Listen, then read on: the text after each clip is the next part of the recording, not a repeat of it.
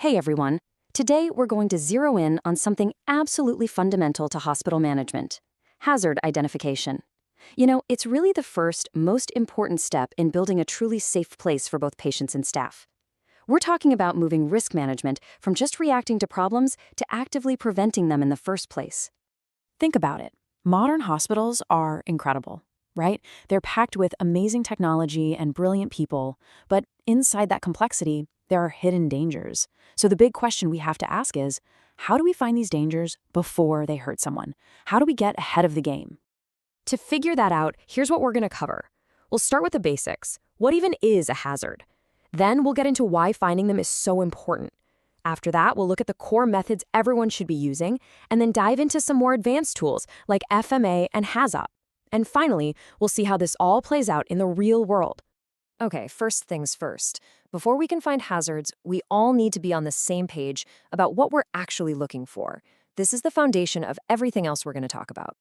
So, what is a hazard? Simply put, it's anything with the potential to cause harm. And that's a really broad but really important definition. We're not just talking about a chemical spill. A hazard could be a piece of equipment that might fail, a process with a hidden flaw, or even a situation that creates stress. It's all about that word potential. We're hunting for things that could go wrong. Right, so now we know what a hazard is. But why put all this effort into identifying them? Why is this process so absolutely critical, especially in a hospital? Well, this is where hazard identification and risk assessment, or HIRA, comes in. Think of HIRA as the engine driving your entire safety program. It helps you prepare for the risks that are most likely to actually happen, not just the dramatic ones. This focus shapes everything you do, from staff training to your emergency plans. And let's be real, it's also a must-have for major accreditations like NABH. Plus, by focusing your efforts on the right problems, you end up saving a ton of time and money. This really sums it up perfectly. A good HIRA gets you two big wins. You meet the requirements for accreditation, for sure, but way more importantly, you build a hospital that is genuinely safer and more prepared for whatever comes its way. It's about being ready, not just checking a box. Okay, let's get into the how. How do you actually find these hazards? Let's walk through the essential toolkit that every hospital should have at its disposal. The good news is you don't have to start from scratch. Your best resource is right there on the front lines, your staff. Talk to them. They know the near misses and the workarounds. Next, use checklists. They're simple, but they make sure your review is consistent and nothing gets overlooked. Then you can get a team together and just brainstorm with a what-if analysis. And for a really high-level, big-picture look, a preliminary hazard analysis, or PHA, is an awesome way to scan your whole environment. Now, when you're doing a PHA, where do you start? You want to focus on the highest risk areas first. So think about places like labs with lots of chemicals, or maybe the boiler room with high pressures and temperatures. You're also looking at any process you already know has a history of problems. These are your priority zones for that initial deep dive. So, once you've got those core methods down, you can level up to some really powerful proactive tools. Let's talk about two of the heavy hitters in risk assessment: FME and HAZOP. First up, failure mode and effect analysis, or FMEA. Honestly, this tool is a total game changer. Instead of just looking for hazards that are already there, with an FMEA, you take a process, any process, and you break it down step by step, asking, how could this possibly go wrong? It's a fantastic way to find weaknesses before they ever cause a problem. The beauty of the FMEA process is how structured it is. You pick a process, say, one involving medical equipment. You list all the ways it could potentially fail. Then you think about the consequences. And here's the key part.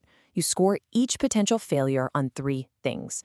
First, severity. How bad would it be if this happened? Second, occurrence. How likely is it to happen? And third, detection. How easy would it be for us to catch it before it causes harm? Now, this is where the magic happens. You take those three scores, severity, occurrence, and detection, and you multiply them together. That gives you what's called a risk priority number, or RPN. This isn't just a random number. It's a powerful, data-driven tool that instantly tells you what to worry about most. A high RPN is a huge red flag that says, pay attention to me now. Let's make this real with a defibrillator, a super high-stakes process. Look at the first failure. Unit not working. That gets a high severity score of 3 and an RPN of 12. Okay, makes sense. But now look down at improper force when delivering the shock. The severity is actually lower here, a 2. But it's harder to detect. That gets a 3. And look, it also has an RPN of 12. This is the power of FMEA. It shows you that two totally different problems can have the exact same level of risk, telling your team precisely where they need to focus their training and maintenance. All right, the other advanced method I mentioned is the HAZOP study. This one is all about taking a systematic, super critical look at potential hazards across your entire operation. That means your people, your equipment, your services, everything. So what a HAZOP study really is a very structured group brainstorming session. You get a team of people from different departments and you look at a process map. At every single step, the team uses specific guide words like no, more, less, or late to challenge the design. For example, for a medication delivery process, they'd ask, what if there's more of the drug than intended? What if there's no drug delivered at all? What if it's delivered later than scheduled? This intense process can uncover risks that you'd almost certainly miss otherwise. Okay, so we've got the theory and we've got the tools, but what does all of this actually look like when the rubber meets the road in a busy hospital? Let's take a look at some actual data. A fascinating study of critical care units found something really telling. Human-related hazards and technological hazards were, by far, the biggest categories, making up a whopping 40% and 38% of the total.